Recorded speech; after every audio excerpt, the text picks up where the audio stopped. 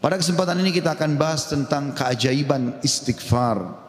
Saudaraku seiman, banyak sekali ayat Al-Quran dan hadis Nabi SAW mengingatkan masalah ini. Dan juga kita akan dengarkan nanti perkataan para salafus salih tentang keajaiban istighfar dan dahsyatnya. Begitu juga insya Allah kita akan sebutkan apa yang didapatkan pada saat seseorang melazimkan istighfar itu. Mungkin sebagian orang terlintas di benaknya, istighfar kami semua sudah tahu. Tapi pertanyaannya, apakah anda sudah rutinkan? Nanti akan lebih jelas insya Allah dengan statement para ulama salaf tentang masalah ini. Beranjak bahasan kita saudaraku seiman, perintah Allah subhanahu wa ta'ala kepada Nabinya Muhammad sallallahu alaihi wa ala alihi wa sahbihi wasallam yang sudah diampuni dosanya yang lalu dan akan datang. Allah berfirman, A'udzu billahi minasyaitonir rajim, dalam surah An-Nasr ayat 3, fasabbih bihamdi rabbika wastaghfir innahu kana ghaffara. Maka bertasbihlah engkau hai Muhammad dengan memuji Tuhanmu dan mohon ampunlah kepadanya. Padahal Nabi Muhammad SAW sudah diampuni dosa-dosanya yang lalu dan akan datang. Sesungguhnya Dia Allah adalah zat yang maha penerima taubat. Juga dalam ayat yang lain, dalam surah Muhammad ayat 19, Allah memerintahkan Nabinya Muhammad SAW istighfar. A'udzu billahi minasyaitonir rajim, wastaghfir li dzambik walil mu'minina wal mu'minat wallahu ya'lamu mutaqallabakum wa mathwaakum. Dan mohonlah ampun bagi dosamu hai Muhammad dan bagi dosa orang-orang beriman laki-laki dan orang beriman perempuan, dan Allah Maha mengetahui tempat kamu berusaha dan tempat tinggalmu. Juga baginda Nabi sallallahu alaihi wa ala alihi wa sahbihi wasallam bersabda, wallahi inni la astaghfiranna Allah wa atubu ilahi fil yawmi aktsara min 70 marrah. Demi Allah, padahal beliau tidak butuh untuk sumpah, tapi untuk memastikan tentang pentingnya pengucapan istighfar di lisan setiap orang di antara kita. Beliau mengatakan, demi Allah, aku selalu beristighfar kepada Allah. Artinya pengucapan permohonan maaf kepada Allah dan bertaubat kepadanya. Maksudnya mengucapkan ikrar tidak akan mengulangi kesalahan dalam setiap harinya lebih daripada 70 kali. Dan hadis ini hadis sahih diriwayatkan oleh Imam Muslim. Juga dalam riwayat yang lain Nabi SAW sebutkan fil yaumi mi'ata marrah, dalam setiap hari sampai 100 kali. Saudaraku seiman, para ulama salaf menjelaskan kepada kita bagaimana kedudukan istighfar. Bermula dari perkataan sahabat yang mulia Abu Musa al-Ash'ari radhiyallahu anhu. Beliau mengatakan, dahulu kita memiliki dua pelindung dari azab atau siksaannya Allah. Salah satunya telah pergi, yaitu keberadaan Rasulullah sallallahu alaihi wa ala alihi wa sahbihi wasallam di tengah-tengah kita. Selama Nabi masih hidup sallallahu alaihi wasallam, mereka tinggal datang ke Nabi mengatakan mohon ampunlah untuk kami. Tapi sekarang Nabi sudah meninggal, maka sudah hilang satu kesempatan itu untuk menghilangkan azab, gangguan, gempa, banjir, bencana, kesulitan, wabah seperti sekarang. Dan tersisa satu, yaitu istighfar. Apabila ia juga telah pergi dari lisan seseorang di antara kita, maka niscaya kita binasa. Rabi' ibn Haytham rahimahullah, seorang ulama tabi'in berkata, merendahlah kalian kepada Rabb kalian, berdoalah kepadanya di kala senggang, maka Allah telah berfirman dalam hadis qudsi, man da'ani fir rakha'i ajabtuhu fi syiddah. Siapa yang memohon kepadaku pada saat dia senggang, aku akan penuhi kebutuhannya pada saat lagi sempit. Wa man sa'alani a'taitu, dan siapa yang memohon kepadaku pasti aku akan beri, kata Allah. Wa man tawadha'a li rafa'tu, dan siapa yang merendah karena aku akan angkat derajatnya. Wa man tafarraga li rahimtu, dan siapa yang meluangkan waktu untuk ibadah kepadaku, aku akan kasihi dia. Wa man istaghfarani ghafartulah, dan siapa yang memohon istighfar kepadaku, memohon ampun, aku pasti akan memaafkan kesalahannya. Sahal radhiyallahu anhu telah berkata tentang istighfar dalam menghapus dosa. Beliau mengatakan, Permulaan istighfar adalah pengampunan atau mengingat, memanggil Allah. Kemudian akan bergantung kepada Allah, lalu kemudian tidak akan mengulangi kesalahan-kesalahan. Ibnul Jauzi berkata rahimahullah, iblis berkata, aku membinasakan anak cucu Adam dengan dosa, dan mereka membinasakanku dengan istighfar dan ucapan la ilaha illallah. Manakala aku melihat hal itu pada mereka, aku tanamkan hawa nafsu pada mereka, di mana mereka berbuat dosa tapi mereka tidak beristighfar, karena mereka mengira diri mereka telah berbuat baik. Dan kata para ulama menanggapi statement Ibnu Jauzi rahimahullah, yang pertama syaitan tanamkan adalah supaya manusia lalai berbuat dosa. Pada saat dia sudah berbuat dosa, syaitan akan lalaikan dia supaya tidak istighfar, karena istighfar adalah kata kunci dihilangkan dosa tersebut dan akhirnya azab Allah tidak datang. Qatadah rahimahullah berkata, Al-Quran menunjuki kalian penyakit dan juga obat sekaligus untuk menyembuhkan kalian. Penyakit kalian adalah dosa-dosa, dan obat penyembuh kalian adalah istighfar. Permasalahan apapun akan selesai dengan istighfar. Andai saja sebuah wilayah disepakati dari pemimpinnya sampai masyarakatnya memasyarakatkan dan membudayakan istighfar di lisan mereka, di meja-meja makan mereka, di halaman rumah mereka, di meja-meja kerja mereka, di masjid mereka, di pasar mereka, demi Allah wahai saudaraku seiman, permasalahan di wilayah itu akan selesai semuanya dan rezeki akan terbuka seluas-luasnya.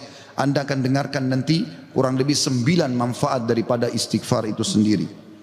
Ali radhiyallahu anhu berkata, sahabat Nabi yang mulia ini berkata, yang aneh adalah orang yang binasa padahal keselamatan ada bersamanya. Orang bisa kena gempa, banjir, penyakit kronis, kemiskinan, kesusahan hidup. Kata Ali radhiyallahu anhu, yang aneh adalah orang yang binasa padahal keselamatan ada bersamanya. Lalu beliau ditanya radhiyallahu anhu, apa keselamatan yang Anda maksudkan? Kata Ali radhiyallahu anhu, istighfar. Beliau juga berkata, tidaklah seorang hamba diilhami oleh Allah subhanahu wa ta'ala untuk beristighfar, Allah tidak mudahkan lisan Anda mengatakan astagfirullah, itu saja. Kata beliau, kecuali Allah memang berkehendak untuk menyelamatkannya atau tidak mengazabnya.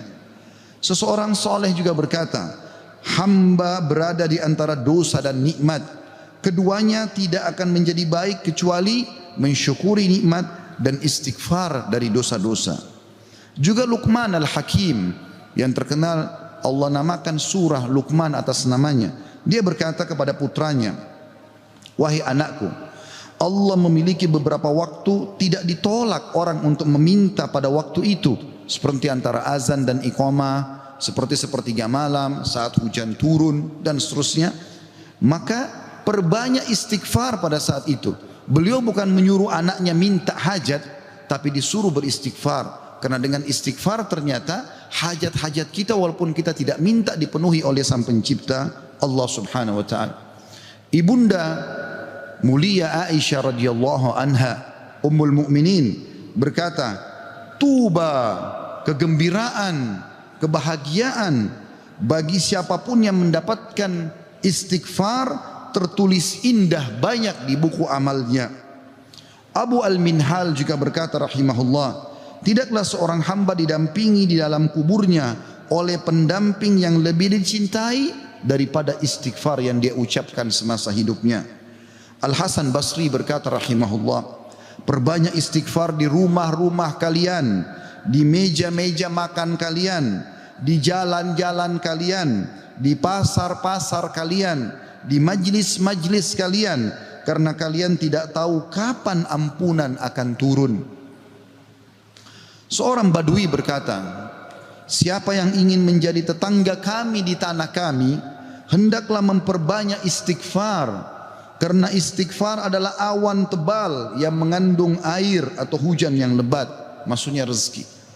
Andai saja kita fahami statement-statement ini saudaraku seiman, mungkin beranjak dari Pak Bupati hafizahullah, pemimpin wilayah Goa, semoga Allah jaga beliau, dan juga seluruh masyarakat Goa ini, apalagi kalau seluruh wilayah Indonesia bisa menanamkan ini, selalu saling berwasiat, pemimpin kepada masyarakat, masyarakat kepada seluruh tetangganya, setiap orang kepada keluarganya, ayo perbanyak istighfar. Setiap lagi diam, jangan cuma diam, astagfirullah wa atubu ilaih, itu saja.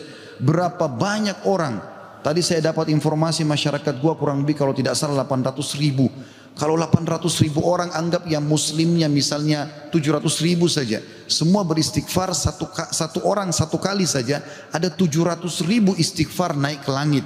Bukankah itu akan mendatangkan rezeki kepada kita? Bukankah itu pasti akan mengangkat wabah dan permasalahan yang kita hadapi? Demi Allah iya saudara. Jawabannya demi Allah iya. Tinggal anda mau amalkan atau tidak. Juga Bakar bin Abdullah Al-Muzani rahimahullah berkata, kalian banyak berbuat dosa, maka perbanyaklah istighfar. Karena seseorang kalau menemukan istighfar dalam catatan amalnya, pada setiap jarak 2 baris buku amalnya hari kiamat, dia akan senang melihatnya.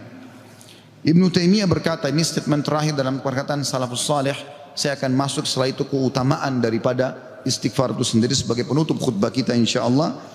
Ibnu Taimiyah berkata, fikiranku kadang-kadang terpaku kepada sebuah masalah yang sulit aku hadapi, enggak ada solusinya, maka aku beristighfar kepada Allah 1000 kali. Astagfirullah wa atubu ilaih, astagfirullah wa atubu ilaih. Terus saya ucapkan 1000 kali sampai dadaku dilapangkan dan masalah yang sulit pun terpecahkan.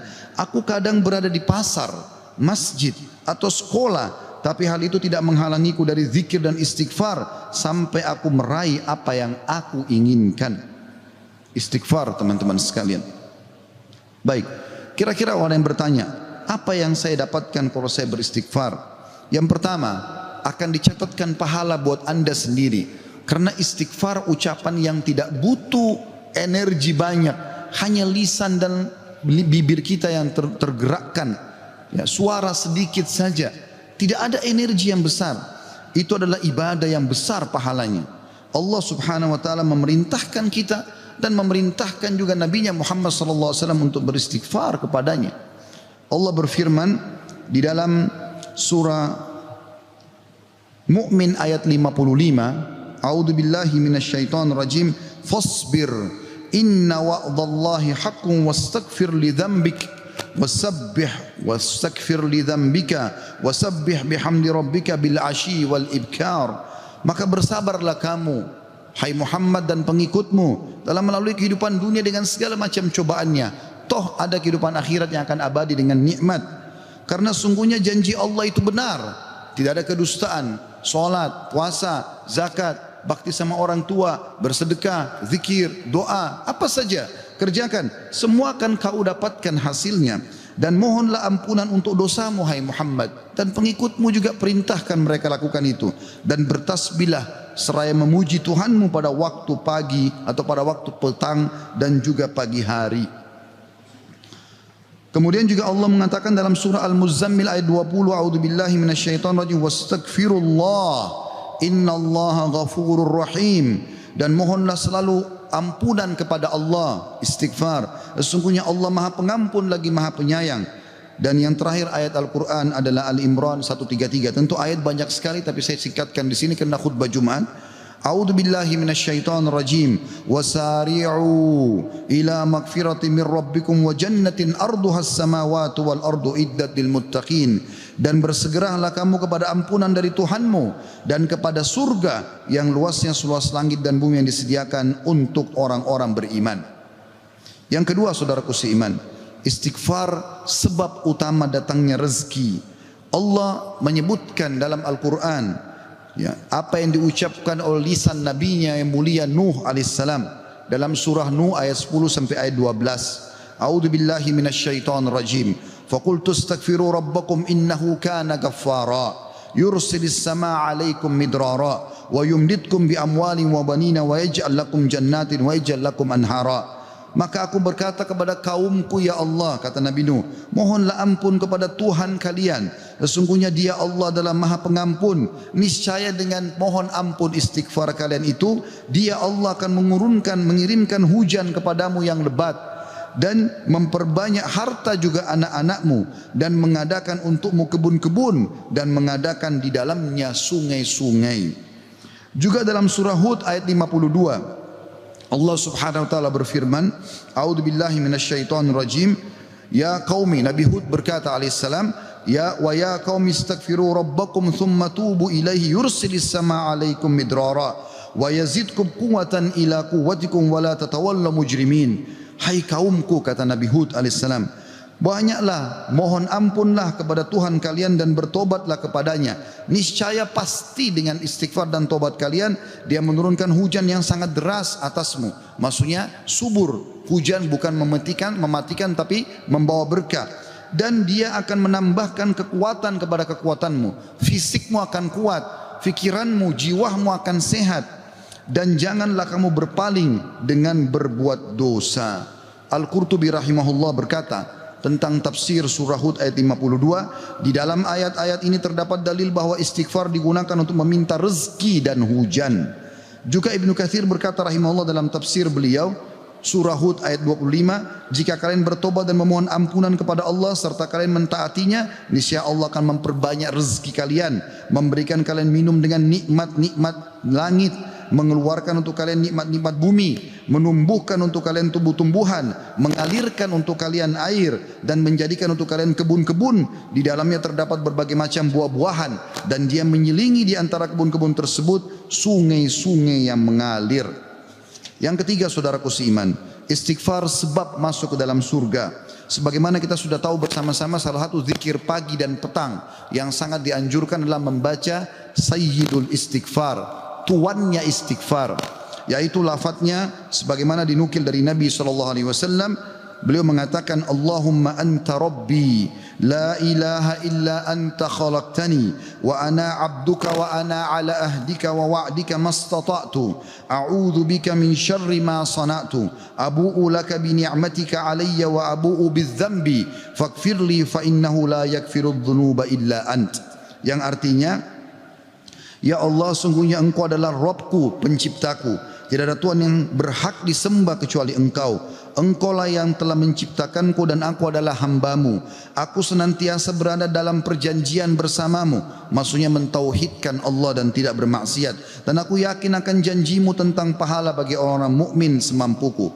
Aku berlindung kepadamu dari kejelekan yang aku perbuat. Aku mengakui nikmatmu kepadaku serta aku mengakui dosaku. Oleh karena itu ampunilah aku, karena sungguhnya tidak ada yang mengampuni dosa kecuali Engkau. Kata Nabi SAW, siapa yang mengucapkan ini, man qalaha minan nahari mukinan, dia yakin, besok dia ucapkan di siang hari atau pagi hari dengan yakin dalam hatinya, famata min yaumihi, kemudian dia meninggal pada hari itu, qabla an yumsiya, sebelum tiba di sore hari, fahuwa min ahlil jannah, dia pasti masuk ke dalam surga. Wa man qalaha minal laili wa huwa muqinun biha, dan siapa ucapkan walaupun sekali saja di malam hari, famata, maka kemudian dia mati, qabla an yusbih, sebelum dia tiba pagi hari, fahuwa min ahlil jannah. Yang keempat, istighfar adalah sebab dihapuskannya dosa. Mohon maaf kalau sedikit panjang, saya minta waktu sekian beberapa menit lagi. Kata ada berkata radhiyallahu rahimahullah, sesungguhnya Al-Quran menunjuki kalian tentang penyakit dan penyembuhannya, yaitu dosa adalah penyakit dan penyembuhannya adalah istighfar.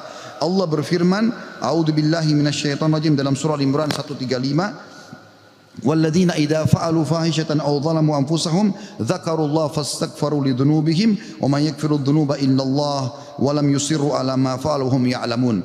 Dan juga orang-orang yang apabila mengerjakan perbuatan keji dan menganiaya diri mereka, kalau mereka buat dosa, maka mereka ingat kepada Allah lalu mereka memohon ampun terhadap dosa-dosa mereka, dan siapa lagi yang dapat mengampuni dosa selain Allah, dan mereka terus mereka tidak meneruskan perbuatan dosa itu sedang mereka mengetahuinya. Kemudian teman-teman sekalian, selanjutnya adalah yang kelima, istighfar mencegah hukuman dari Allah Subhanahu wa taala. Saya ambil satu saja. Al Hasan Basri rahimahullah berkata, wahai anak Adam, meninggalkan dosa lebih ringan bagimu daripada mencari taubat, dan ketahuilah bahwasanya pada saat kau meninggalkan perbuatan dosa, atau kau beristighfar pada saat berbuat dosa, maka azab Allah tidak akan datang. Karena Allah berfirman dalam surah Al-Anfal ayat 33, A'udzubillahi minasyaitonir rajim, wa ma kana Allahu liyu'adzibahum wa anta fihim, wa ma kana Allah mu'adzibahum yastaghfirun.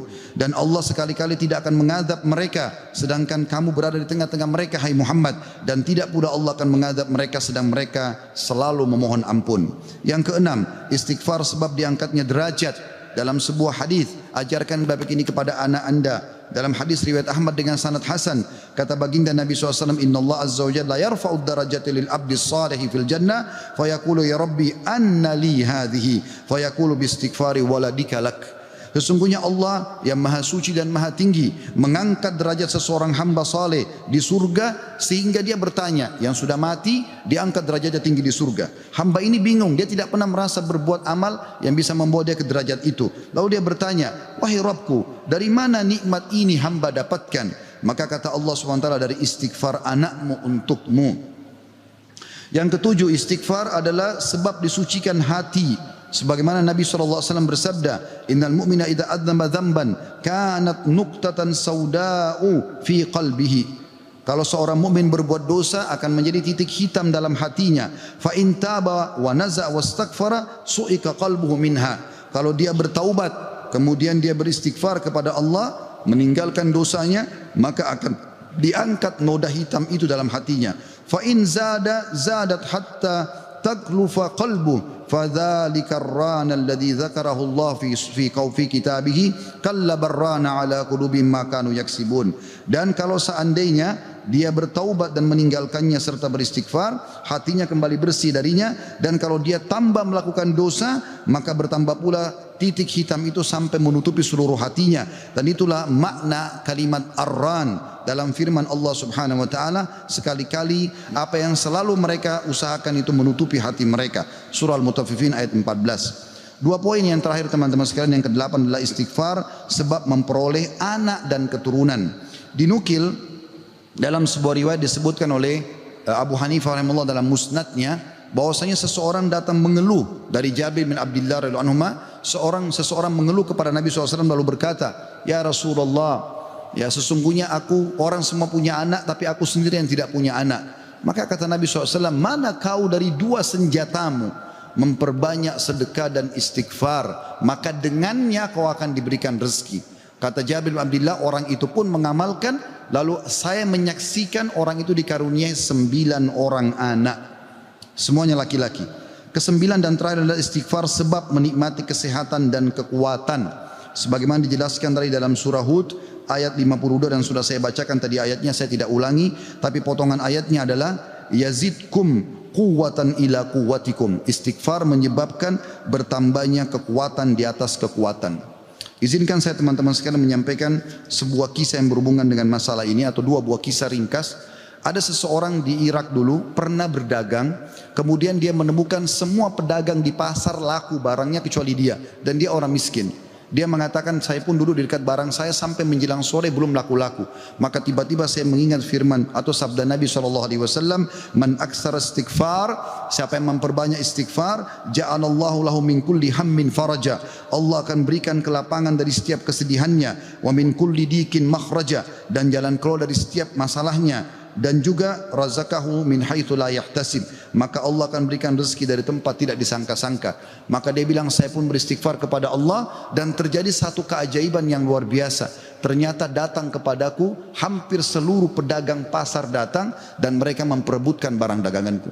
Terakhir kisah seseorang yang bernama Abu Yusuf, saudaraku seiman, di musim haji, seorang syekh, dalam kisah yang tidak disebutkan namanya siapa, sedang menyampaikan masalah istighfar. Datang seseorang setelah pengajian bernama Abu Yusuf lalu berkata, Syekh, saya ingin bercerita tentang manfaat istighfar yang anda sampaikan tadi. Kata syekhnya, silakan. Dia bilang, saya menikah bertahun-tahun tidak punya anak sama sekali, dan saya sama istri saya sedih. Lalu satu waktu saya pernah mendengarkan sebuah siaran tentang makna Ya, firman Allah SWT surah Nuh ayat 10 sampai ayat 12 tadi sudah saya bacakan ayatnya, bahwasanya orang kalau istighfar akan diturunkan hujan dari langit, diberikan keturunan dan juga harta.